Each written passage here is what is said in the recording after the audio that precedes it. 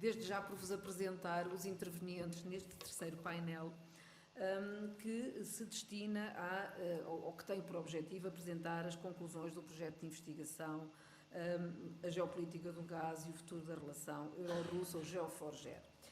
Irão tomar da palavra dois intervenientes, a professora Carla Patrício Fernandes, que está comigo já na mesa e que é a responsável por este projeto de investigação, investigadora responsável por este projeto de investigação. Muito brevemente, é professora auxiliar convidada da nova FCSH, investigadora integrada do IPRI Nova, coordenadora deste projeto, investigadora associada também do Centro de Investigação para o Desenvolvimento do Instituto Universitário Militar, membro do Grupo de Estudos sobre Segurança Energética do Instituto de Defesa Nacional e possui diversas publicações e tem organizado palestras e comunicações sobre as áreas de investigação que se prendem com este mesmo projeto, designadamente a de segurança energética, e também tem estudos diversos sobre a China. De seguida, irá usar da palavra o professor José Félix Ribeiro, doutorado em Relações Internacionais na nova FCSH, investigador integrado do IPRI, tem uma carreira profissional que é, subejamente conhecida, designadamente na administração pública, em vários gabinetes de planeamento ligados à economia, ao planeamento prospectivo, às questões de segurança energética, etc. O professor Félix Ribeiro foi também subdiretor-geral e, posteriormente, assessor principal do Departamento de Prospectiva e Planeamento, é investigador do projeto GeoForGer, consultor da Fundação Carlos de Gulbenkian, com numerosa bibliografia publicada. Darei a palavra, em primeiro lugar, à professora Carla Fernandes. Faça favor. Muito bom dia. Antes de apresentarmos os cenários, eu vou fazer um enquadramento também como é que eles construíram, e para isso vou falar um bocadinho sobre o projeto. É um projeto que foi aprovado e financiado até este momento pela Fundação de Ciência e Tecnologia e está a ser desenvolvido no IPRI, tal como a professora Teresa Rodrigues mencionou no início desta conferência, e tem como instituição participante o IDN, que eu queria agradecer em nome do General Viana por todo o acolhimento que tem feito a este projeto. Foram já desenvolvidos 3 atividades nesta casa. O primeiro foi um seminário internacional, também denominado Geopolítica do Gás e Segurança Energética, no qual nós publicámos uma obra em inglês, que é um e-book, que está nos cadernos do IDN. Depois houve uma segunda atividade, que foi muito recentemente, no qual nós validámos e apresentámos e debatemos, junto com os peritos, os nossos cenários que aqui vamos apresentar. E esta é a terceira e última atividade e que vai encerrar o projeto, que vai terminar agora em dezembro de 2018.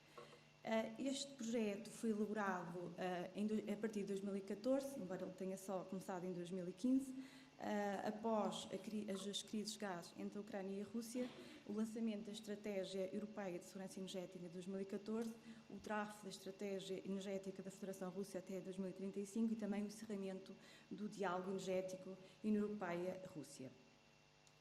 Em termos de objetivo central, e também como já foi apresentado, o nosso objetivo é analisar a geopolítica do gás na relação Euro-Rússia com base na elaboração de vários cenários. E identificámos 3 objetivos específicos. Esses objetivos foram desenvolvidos ao longo destes 2 anos e estamos a cumprir já o terceiro objetivo, que neste caso estamos aqui a apresentar neste seminário.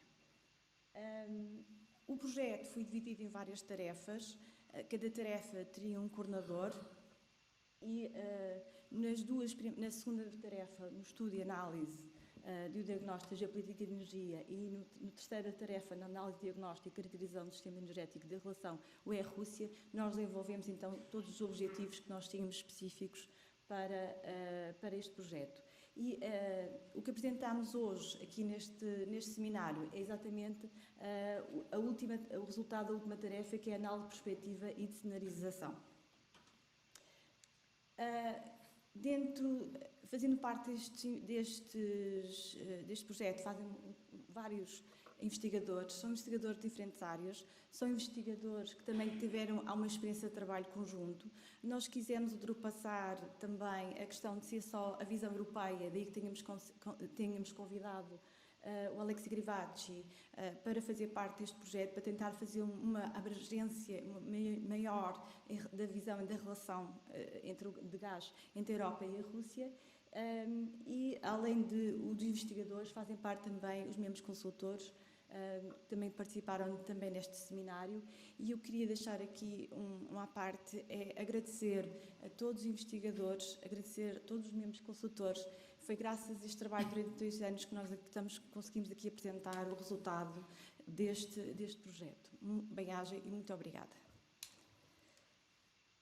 Na construção de cenários, dada a relevância e a importância do tipo de análises para o objetivo principal do Geoforger, nós optámos por combinar 2 técnicas de perspectiva, que foi o Delphi e a análise de cenários, sendo que o primeiro foi utilizado para auxiliar a construção e consolidação dos cenários sobre a relação energética União Europeia e Rússia. Este exercício Delphi envolveu um grupo de 20 peritos, 15 do sexo masculino e 5 do sexo feminino, previamente selecionados pela sua experiência e conhecimento do tema, do nosso objeto de estudo e provenientes de setores diferentes. Antes de realizarmos o exercício Delphi, nas 2 fases anteriores da etapa da perspectiva do projeto Geoforger, nós analisámos a geopolítica do gás e o mercado energético mundial, aprofundando o estudo do mercado energético da Europa. Desta análise, identificámos variáveis que considerámos como mais incertas e que nos suscitaram maiores dúvidas, e foi precisamente sobre essas variáveis que incidiram as questões do questionário do exercício Delphi, que foi elaborado e que teve 2 rondas. Os resultados obtidos nas 2 rondas desse exercício permitiram-nos identificar um conjunto de questões em relação às quais houve convergência dos peritos, deixando as questões que houve incertezas para o que denominaremos mais à frente como incertezas cruciais. A partir dessas questões que obtivemos convergência, identificámos 15 elementos pré-determinados e que foram divididos em 4 subtemas. Este é o primeiro, a geoeconomia e a geopolítica da energia. O segundo tema foi a evolução e utilização de energias primárias pelo sistema energético mundial. O terceiro tema foi a dinâmica europeia de crescimento e opções tecnológicas europeias em termos de tecnologias energéticas.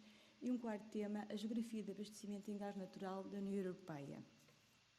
Partindo da lista de incertezas com maior impacto e grau de incerteza, identificámos 3 incertezas cruciais, que correspondem a 3 níveis distintos em que pode haver lugar a opções que determinam resoluções diferentes para a relação energética sobre a Rússia e a Europa.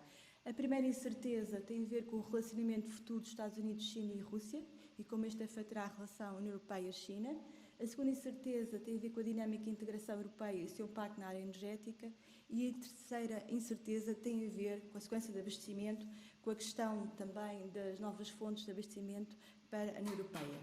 Para cada incerteza crucial foram identificadas 2 evoluções plausíveis e contrastadas, dando origem ao eixo de constatação para cada uma delas. Faço notar que os cenários que hoje apresentados foram debatidos e validados numa sessão de peritos e, portanto, aqui já houve uma alteração e uma evolução dos próprios cenários. E deixo aqui, então, a palavra.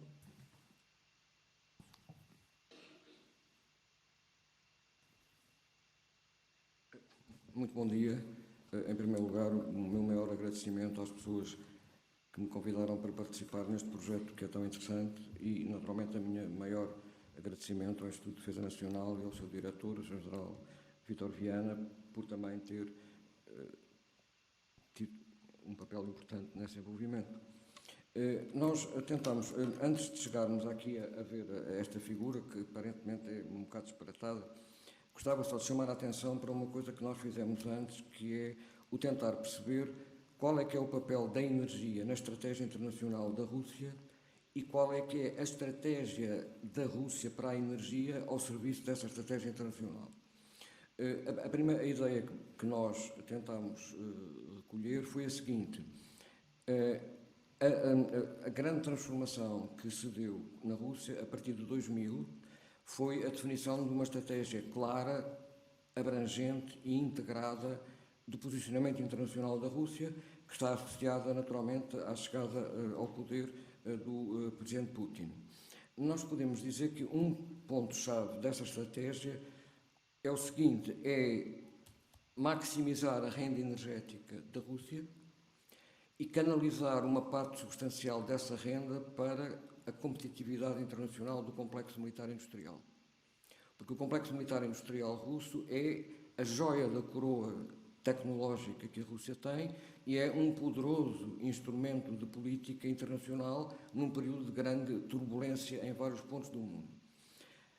Uma das questões muito importantes, e portanto, do ponto de vista russo, a maximização das receitas do complexo energético é fundamental para o centro das suas preocupações, que na minha opinião é o complexo militar industrial.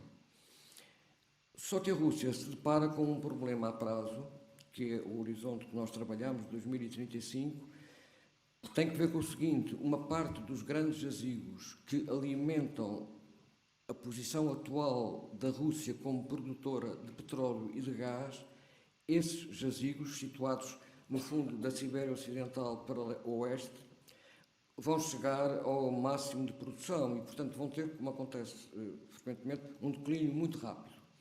Se não entrarem em desenvolvimento os jazigos conhecidos e já minimamente trabalhados, que estão na Sibéria Oriental e no Extremo Oriente e no Ártico, mais próximo do Ártico, a Rússia deixará, décadas a partir daqui, de ser um grande produtor mundial.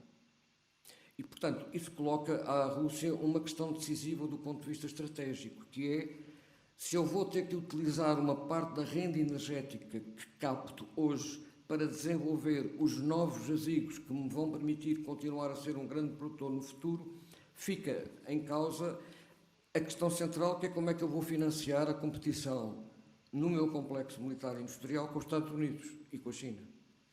E desse ponto de vista, é fundamental, do ponto de vista russo, encontrar uma maneira de financiar o desenvolvimento dos jazigos que se situam da Sibéria Ocidental para leste e para norte, com financiamentos externos.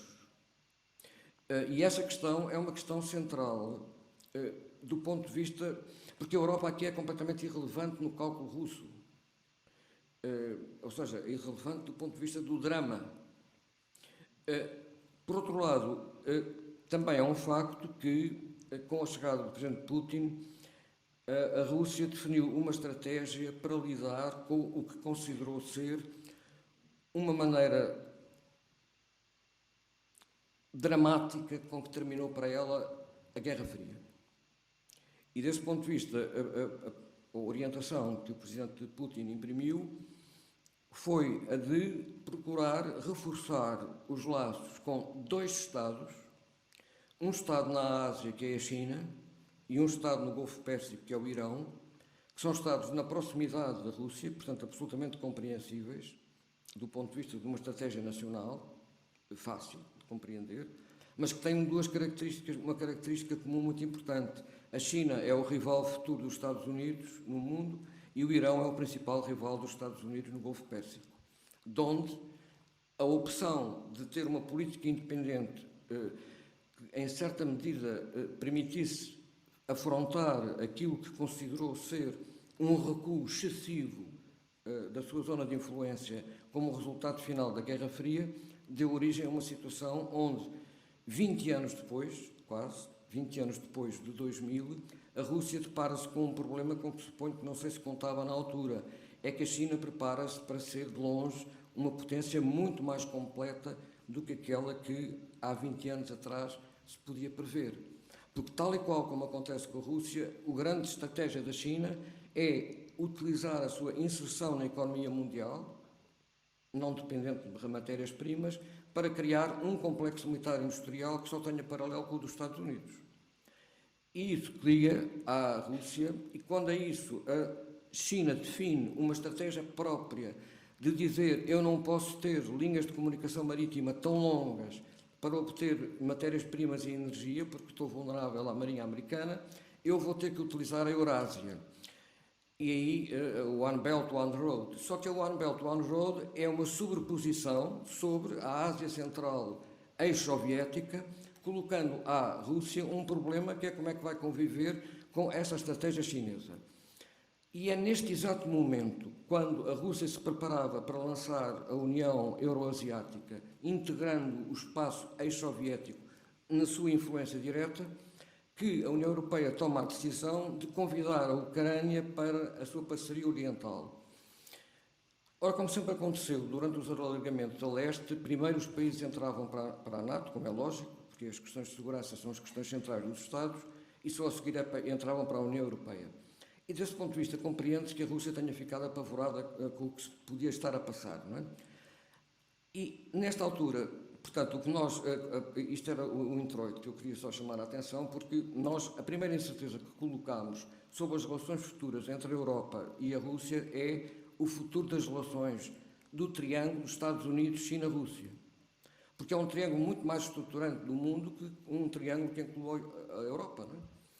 E aqui pusemos duas hipóteses diferentes. A primeira hipótese, que está mais do lado, mais do lado esquerdo, é a continuidade de uma rivalidade agravada Rússia-Estados Unidos, acompanhada de uma parceria estratégica Rússia-China, quer na Ásia, quer no Golfo Pérsico.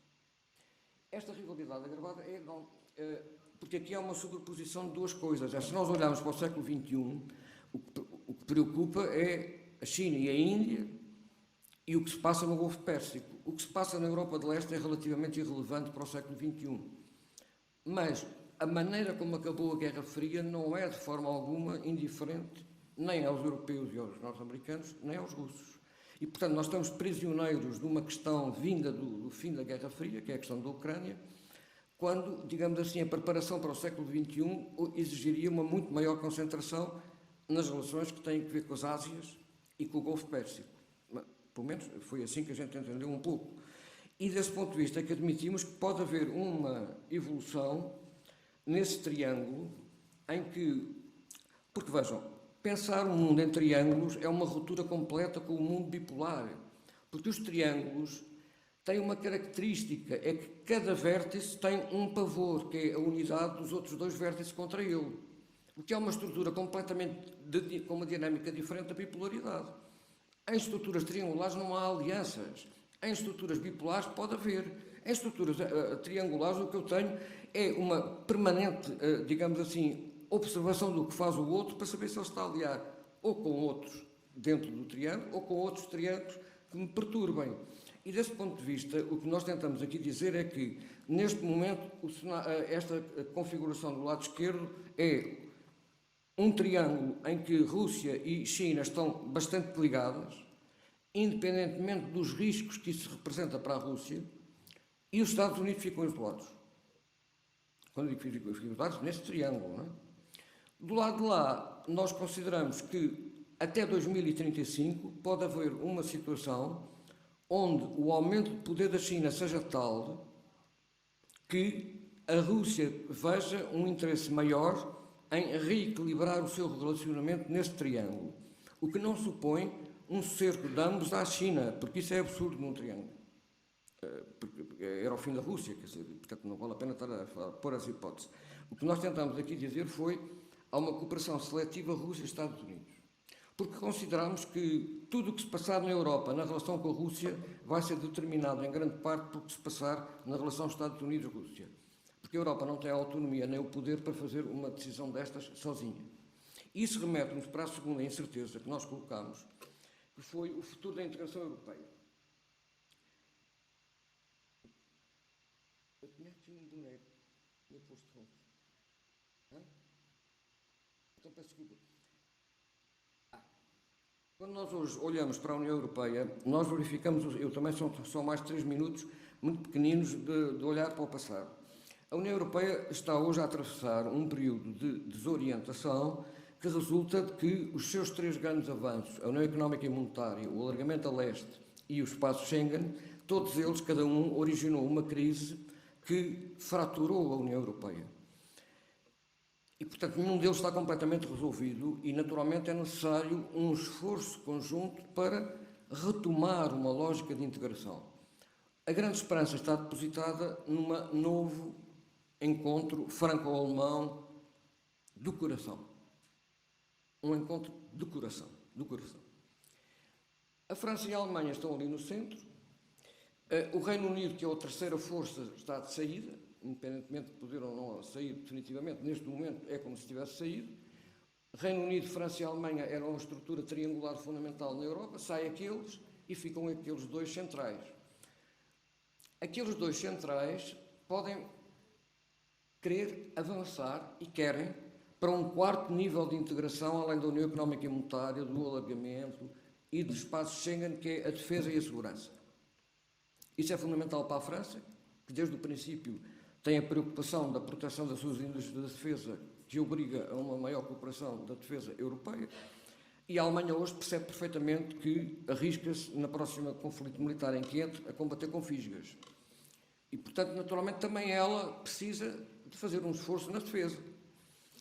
O problema todo está em que, quando saiu o Reino Unido, quando o Reino Unido se ameaçou sair, e a França apresentou, por parte do presidente Macron, uma proposta de reforma para o futuro da Europa, muitas das coisas que o presidente Macron referiu no que respeitava à zona monetária, à zona euro no futuro, traduziam maiores custos, ou seja, uma maior solidariedade, uma maior organização, maiores orçamentos, maior apoio aos Estados, maior proteção de vários tipos.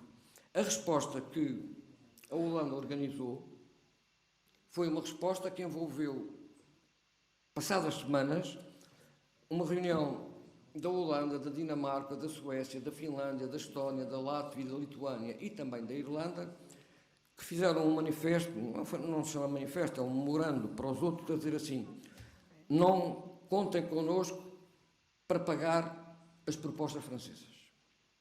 Isto é a leitura que se pode fazer. Claro que ninguém disse desta maneira, não é? E desse ponto de vista, o que eu chamo a coligação hanseática, que é uma coligação de luteranos e calvinistas, diz: não queremos gastar dinheiro com pessoas que não são capazes de tratar da sua própria vida. Pronto. Isto é o norte. Se olharmos agora para o sul, dos amarelos, temos uma coligação, a que nós chamamos de coligação austríaca, que mete a Áustria, a Hungria, a Eslováquia, a República Checa, a Eslovénia, ou seja, o resto do Império Austro-Húngaro, ao qual se junta a Polónia à parte, e dentro da Itália se junta a Lombardia e o Veneto, porque foram províncias do Império Austro-Húngaro, e dentro da Alemanha se junta a Baviera, que foi o que é o Estado alemão mais austríaco que há na Alemanha. E o que é que dizem a coligação austríaca? Não queremos muçulmanos na Europa. Não é imigrantes, não queremos muçulmanos na Europa. Não sabemos o que isso... Nós travamos o avanço dos turcos sobre Viena. Fomos nós, o Império Austro-Húngaro, com os polacos. Portanto, neste momento, as duas grandes políticas da União Europeia, que são a zona euro, têm os luteranos e os calvinistas, e os parte de baixo têm os austro-húngaros, que eu não vou dizer qual é que é o seu alinhamento religioso. E, portanto, é neste contexto que a França e a Alemanha têm que encontrar um caminho para o futuro da Europa. Ou seja, o centro está rodeado de bárbaros. Quando eu digo bárbaros, estou a dizer, são pessoas muito respeitáveis, mas estou a dizer, de pessoas que têm... E, portanto, a construção europeia para nós foi, desde o início deste projeto, uma incerteza. E por isso tentámos travar... Pronto, muito obrigado, peço desculpa. Já volto aqui atrás. Pronto. Nós, a segunda grande incerteza que pusemos foi recuo no processo de integração europeia ou consolidação do processo de integração europeia. Porque consideramos que isso está bem aberto. Que tanto é uma incerteza com esta primeira, cá em baixo, da rivalidade, como com a outra.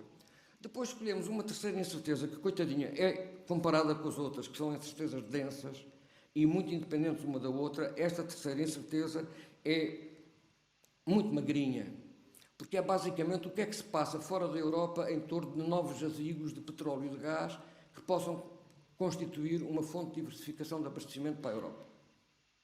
E que tem que ver com o shale, tem que ver com as descobertas que o professor Costa Silva referiu de todo o Mediterrâneo Oriental, que tem que ver com Moçambique, que tem que ver com o Atlântico Sul.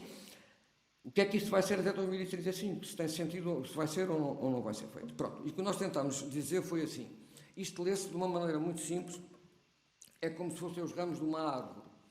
O primeiro cenário que nós tentamos construir é um cenário que está, o resto está tudo apagado, ficou este cenário a cores, que é rivalidade agravada Rússia e Estados Unidos, recuo na integração europeia e novas fontes de abastecimento para a Europa, reduzidas. Este cenário, nós decidimos isto depois, mas eu não vou estar a dizer as condicionantes deste cenário. O resultado que isto tem para o foco é a segurança de abastecimento energético fora da influência da União Europeia, está fora da influência da União Europeia e depende da solidez da parceria euroatlântica, porque neste cenário as únicas fontes de abastecimento que aparecem fora do que é comum é o Atlântico Norte e o Atlântico Sul, com o shale americano e com todas as coisas, as descobertas dos dois lados do Atlântico Sul. As opções energéticas, quando nós dizemos que neste cenário há um recuo na integração europeia, isso reflete-se logo na incapacidade de organizar uma política energética coerente. Sobretudo quando essa política energética não é só uma política relativa a fontes de abastecimento, mas a tecnologias que permitam a mudança do paradigma energético. Porque como a Europa, e muito bem, relaciona a segurança energética e a sustentabilidade ambiental, e como a energia é a questão central na relação entre essas duas coisas, a União Europeia tem que fazer escolhas sobre as tecnologias com que aponta no futuro. A Alemanha deu uma solução clara, como a Alemanha faz sempre, que pode, ultimamente, e disse, a nossa opção é encerrar o nuclear, encerrar as centrais combinadas, de ciclo combinado, que trabalham a gás natural, em grande parte, transitoriamente, e apostar a fundo nas renováveis. Pronto. Não nuclear, ciclos combinados a gás natural têm muito carbono, e, portanto, é uma aposta central nas renováveis. E aqui dizemos que as opções energéticas dividem a Europa e a principal janela de oportunidade de diversificação vem, no fundo, do Atlântico Norte e do Atlântico Sul. É claro que notem, num contexto de intensa rivalidade entre os Estados Unidos e a Rússia, aqui não há lugar nenhum a uma atuação da União Europeia com a Rússia que seja contrastante com esta, porque, na nossa opinião, a União Europeia não tem capacidade de tomar uma decisão desse fogo sem se partir toda. Ou seja, que é abandonar a posição americana e acompanhar uma posição mais pró-russa. Depois, o segundo cenário é um cenário em que a base é a mesma, portanto, do ponto de vista russo e Estados Unidos continua a ser uma coisa muito conflitual, mas há um avanço muito grande ao nível da integração europeia. E esse avanço muito grande passa pela defesa e pela segurança, que traduz uma mudança de centro de gravidade da construção europeia, que sempre se passou sempre partiu daquela ideia do materialismo histórico, que a infraestrutura económica comanda a superestrutura política. O resultado até agora tem sido extraordinário, no caso europeu, como se vê, e pela primeira vez tenta dizer assim, não, as questões fundamentais do Estado têm a ver com a segurança e a defesa, vamos atacá-las, porque é aí que os povos se podem unir face aos riscos, não é? E, portanto, se isso acontecer, percebe-se perfeitamente, e neste cenário também há maior diversidade de fontes de abastecimento. Portanto, é diferente do primeiro, embora a tensão seja maior. Portanto, o que é que nós aqui pusemos como impactos no foco? Primeiro, a diversificação tecnológica vai ser maior, ou seja, a mudança de paradigma energético não vai seguir o modelo alemão, vai seguir uma combinação onde vão entrar todo o mix de energias que for possível. E, em segundo lugar, a União Europeia, neste cenário em que tem defesa e segurança, vai tentar uma aproximação comercial com a Rússia, no sentido de reduzir o caráter securitário da relação, mas situando basicamente ao nível. Claro que isto dá também uma grande tensão entre a Europa e os Estados Unidos, neste cenário. Depois passamos para os cenários que são, para a maior parte de nós, absolutamente esotéricos, que são aqueles em que há uma melhoria pontual de relacionamento entre os Estados Unidos e a Rússia em dois sítios muito importantes. Primeiro, o Golfo Pérsico. Segundo, o Ártico. Porque todas as pessoas pensam que o Ártico é importante por causa da energia e das rotas comerciais. Não, o Ártico é importante por causa dos submarinos chineses, portadores de mísseis balísticos, poderem estar no Ártico, em frente do território americano. Porque esse é que é o verdadeiro problema do Ártico. É um problema estratégico, não é um problema económico. E desse ponto de vista, o interesse da China pela Groenlândia, por exemplo, é absolutamente perceptível, porque a Groenlândia é um sítio ótimo para... E desse ponto de vista, o que nós podemos dizer é que há uma base de entendimento entre Estados Unidos e Rússia que podia situar-se. Tem um problema que nós não sabemos resolver, que é o problema da Ucrânia.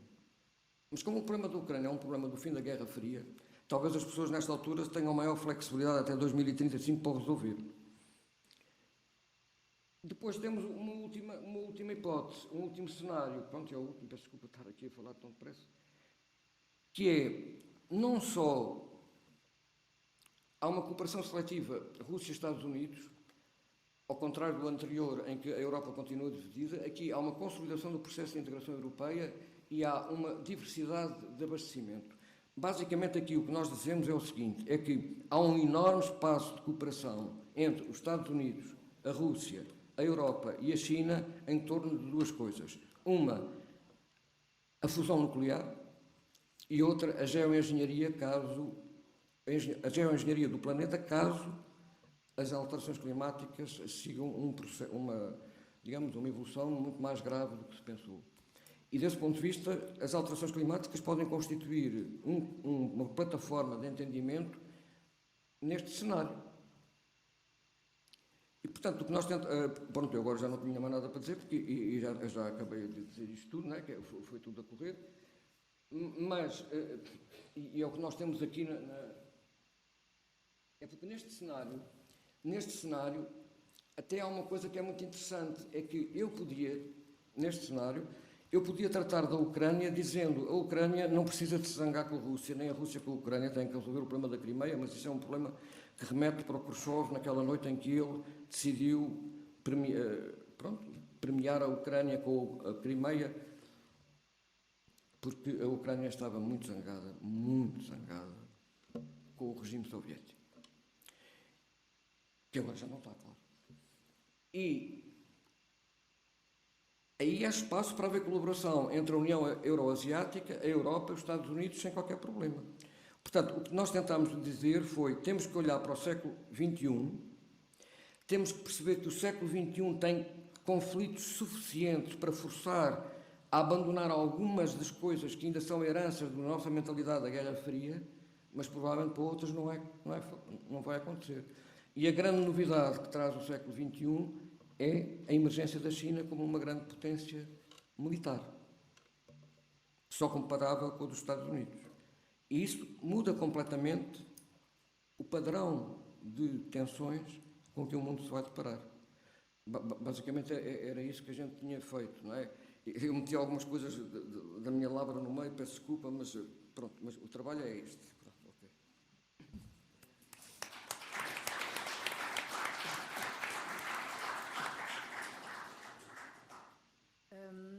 Muito bem, obrigada por todos estes contributos. Deram-nos aqui muita matéria para eventuais reflexões. Temos aqui, apesar do adiantado da hora, algum tempo ainda disponível para algumas questões ou algumas observações que a assistência queira fazer. Pedia-vos mais uma vez para que fossem curtas e diretas e diretamente direcionadas para os intervenientes. Alguém quer fazer alguma intervenção?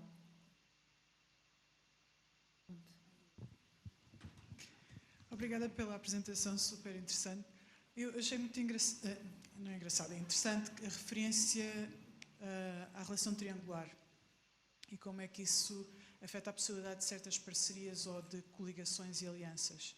E, ligado a isso, a referência que fez à tendência desta divisão com a Europa do Norte, nórdica e ali do leste, e o Império Austro-Húngaro. E o pensamento que me veio à cabeça é que parece que a história e a economia parecem ser sempre cíclicas, têm outro nome, as instituições e os impérios, mas há sempre esta tendência a voltar, é quase como, como é que se diz, onde pode aterrar em segurança, é voltar a este império anterior. Quando falou da área liderada pela Áustria, gostava de saber mais sobre a sua perspectiva, se acha que também isto é em caso há esta deterioração da economia, da segurança, porque está tudo alinhavado, e então a zona de segurança, o safety net, é voltar a alianças mais antigas que resultaram, ou não resultaram também, em anos prévios. Obrigada. Muito obrigado pela questão. Eu só tentei chamar a atenção para uma coisa, que em cenários, sobretudo cenários que têm a ver com relações internacionais, é muito importante, antes de começar a fazer, que é ver a tinta invisível. Ou seja, a tinta invisível, ou seja, o que está escrito nos mapas, que nós não vemos, mas que aqueles que estão nesses países sabem perfeitamente o que é que dizem, a que é que se referem, não é? Quando nós estudamos a Europa, nós estudamos a Europa dos últimos 10 minutos, não é? Porque a Europa que tenha mais de 10 anos é uma coisa para nós longíssima, não é? Ora, esses Estados que tiveram... É porque há uma questão fundamental. O Império Austro-Húngaro foi destruído no fim da Primeira Guerra Mundial, esteve muito ligado à maneira como o Hitler tratou a Europa na Segunda Guerra Mundial, porque uma parte do Império Austro-Húngaro apoiou o Hitler com toda a convicção, não é? Obrigados ou não, mas com convicção. E desse ponto de vista, o que tentamos dizer é que quando a União Soviética retira da Europa de Leste, todos esses Estados que pertenceram ao Império Austro-Húngaro tinham tido décadas de domínio soviético. E quando passam para a Europa livre, querem viver o seu Estado nacional, a sua nacionalidade, que foi esmagada no tempo anterior soviético. E, portanto, a última das coisas que eles querem é entrar para uma estrutura que se está a querer integrar mais forte, que foi a coincidência entre o momento em que eles entram e o momento em que a União Europeia, para responder à reunificação alemã, decide aprofundar a unidade. E, portanto, eu chamei, no fundo, a Europa de Leste, tirando os austríacos, que chamamos austríacos, são os 3 bálticos, é a Polónia e depois a Roménia e a Bulgária, mas a Roménia e a Bulgária é uma história mais secundária, não é? E, portanto, eu acho que nós temos que ter sempre respeito pelos povos e pelas nações que estamos a estudar e pelos Estados, porque eles têm memória. O facto de nós, portugueses, termos praticamente perdido a nossa memória, não quer dizer que os outros Estados tenham esse comportamento suicida. Não. Portanto, era sobre isso, não é? Os austríacos, veja, e isto é muito simples de dizer, os austríacos não estavam na coligação asiática, já participaram, já integram. Agora só falta a Holanda, que criou a coligação asiática, juntar-se à coligação amarela austríaca. A Holanda, basta que nas próximas eleições a democracia cristã se junte à extrema-direita, e a extrema-direita holandesa é com o Pim Fortuyn, há 10 anos atrás, que foi assassinado, que foi o primeiro grande líder Esta extrema-direita não é anti-judaica, é anti-muçulmana. Independentemente de tudo que possam pensar da democracia, isto é uma radical diferença. E, portanto, aquilo que o Pim Fortuyn dizia, que é a Holanda está cheia, agora os holandeses já não dizem, mas um dia podem voltar a dizer. E se voltarem a dizer, a Holanda fecha o ciclo. Está contra o euro e está nos amarelos. E fica o centro entre a Holanda e a Áustria, tudo junto. E depois eu gostava de saber quem é que quer ir dirigir a União Europeia.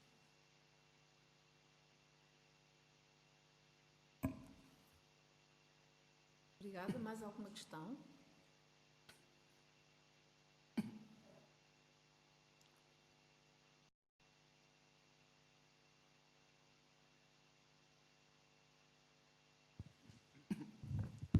Boa tarde. Complemento a mesa. Agora, a Europa é mais complicado. Porque a Inglaterra vai sair. A Europa do Norte é racista. Estados Unidos é guerra, comércio com entre a europeia e outras. Como se vai a energia agora? Como se vai o futuro? Você está dizendo racismo contra muçulmanos. Então, como se vai? Maior de energia é Médio Oriente. Como se vai? Agora que a Inglaterra vai sair, então quer acho que de relações de política independente. Estados Unidos não quer com a União Europeia. Não quer. Significa a União Europeia quer independente, faz comércio, faz decisão. Maior da Europa do Norte é racismo. De Austrália, do Pays-Bas, Holândia, do Bélgica. Então, como se faz? Como há futuro agora? Como há futuro? Só aqui é chinesa que vai ganhar. China que vai ganhar. China.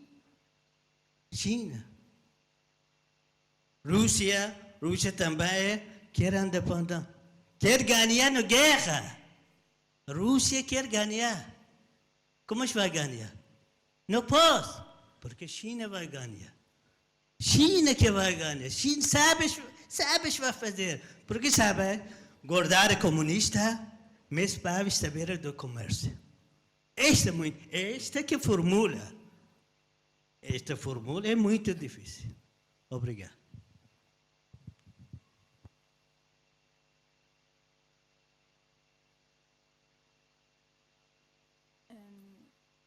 Na questão que estava a referir em relação à China, já foi referido ao longo do dia, ela tem uma estratégia a longo prazo e certo que essa estratégia, mesmo dando a liderança, vai continuar.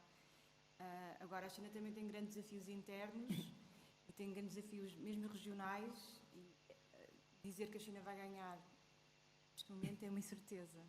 Agora, eu que sou muito pró-China, digo que a estratégia vai continuar e quase certeza que todos os projetos que ela está a desenvolver serão efetuados, porque também são projetos que já são anteriores, mesmo em termos de segurança energética. Em relação à Europa, qualquer alteração, que nós quando olhamos para a questão da segurança energética dentro da Europa, embora haja uma política europeia, uma União Europeia, também há políticas individuais dos Estados. Portanto, qualquer alteração vai ter alteração também nas próprias relações, embora, como foi totalmente dito durante a manhã, há uma grande interdependência entre os países, seja países de produtores, seja países consumidores ou de trânsito. Portanto, vai afetar toda a relação e vai afetar também a Europa. Não sei se o Dr. Félix quer complementar. Só uma questão muito pequenina que tem que ver com a questão pequenina. Quando referiu a questão nós não falamos praticamente dos Estados Unidos, não é? E referiu isso, não é? A importância da posição americana e da boa situação em que se encontra a China. Os Estados Unidos deparam-se com uma situação muito complicada porque esta administração é a primeira administração que vai ter que se enfrenta com uma coisa que os Estados Unidos não se enfrentam há mais de 30 ou 40 anos, que é, eles têm uma moeda internacional, que é o dólar, e por isso podem ter déficits com toda a gente, porque pagam em dólares. E com isso permitiram o desenvolvimento da Ásia, ponto final, parágrafo, quer dizer, portanto, que é uma coisa absolutamente extraordinária, não é?